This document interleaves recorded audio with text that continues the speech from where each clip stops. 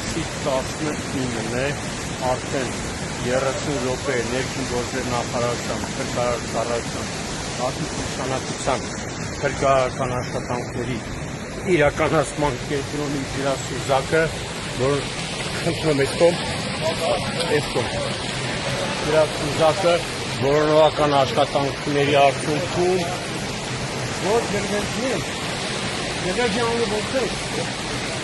Դողտանի հայտնի ջրվեժում հայտնաբերել ջրահեղձ եղած